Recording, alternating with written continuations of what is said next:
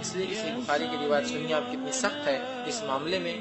صلہ رحمی کے رشتوں کو باقی رکھنا اور رشتوں کو باقی رکھنے میں ملاقات ایک بہت اہم اور ضروری چیز ہے. آئیے وہ کیا الفاظ ہے حدیث کے الفاظ اس طرح. اللہ تعالیٰ مخلوقات کو پیدا فرمایا. جب اللہ تعالیٰ نے انسانوں کو پیدا فرمایا، مخلوقات کو پیدا فرمایا، اور جب وہ ان کی تخلیق سے فارغ ہوا، جب اس نے مخلوقات کو بنایا، انسان کو بنایا، اور اللہ جب اس سے فارغ ہوا تو رحم نے کہا. رحم یوٹرس، بچے دانی جس کو بولتی، ماں کے پیٹ کا وہ حصہ جس میں بچہ پرورش پاتا ہے، اور وہ رحم سے صلہ رحمی، رحم کے تعلقات کو جوڑے رکھنا، خطا رحمی، رحم کے رشتوں کو توڑنا، اسی سے لفظ آتا ہے. ٹھیک. تو رحم نے اللہ سے کہا کہ تیری پناہ مانگنے والے کا یہ مقام ہے.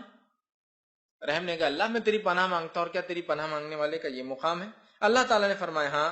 کیا تم اس بات سے راضی نہیں؟ رحم سے اللہ نے جواب دیا تم اس بات سے راضی نہیں ہو کہ جس نے تجھے ملایا اس سے میں بھی ملا دوں گا، اور جس نے تجھے خطا کیا توڑا تو میں بھی اپنا رشتہ اس سے خطا کر لوں گا.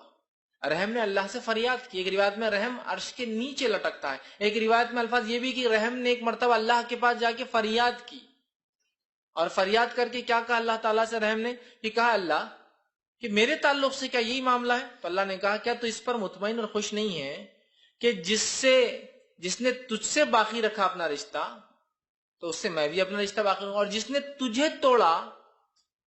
سمجھ، رحم کے رشتے کیا ہوتے ہیں؟ پیدائشی، ننیالی اور ددیالی، یہ رحم کے ہیں. اور پھر نکاح سے ایک رشتہ بنتا ہے. تین ہی قسم کے رشتے ہوتے دنیا میں.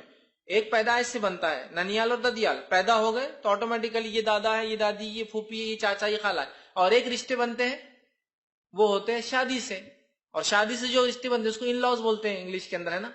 ٹھیک، مطلب سالہ وہ بھائی ہوتا ہے نا، بردر ان لا ہوتا ہے، سسٹر ان لا. لیکن وہ ظاہر سے وہ رشتے الگ ہوتے ہیں تھوڑے سے قسم، لیکن وہ بھی رشتے ہوتے ہیں. جیسے ساس سسر ماں باپ جیسے ہوتے ہیں، لیکن وہ پیدائش کی وجہ سے نہیں، رشتے کی وجہ سے ہوتے ہیں. سمجھ رہا؟ تو رحم نے فریاد کی تو اللہ نے کیا فرمایا کیا تجھے یہ چیز پسند نہیں جس نے تجھ سے باقی رکھا رشتہ میں اس سے اپنا رشتہ باقی، جس نے تجھے توڑا میں بھی اس سے جو اپنا رشتہ توڑ لوں گا. تو رحم نے عرض کیا میں راضی ہوں اس چیز پر، اگر یہ ہے میرا مقام تو میں راضی ہوں اس چیز پر. تو اے میرے رب، تو اللہ نے فرمایا اے میرے رب میں راضی ہوں. تو اللہ نے فرمایا سمجھ لو میں نے تجھے یہ دے دیا.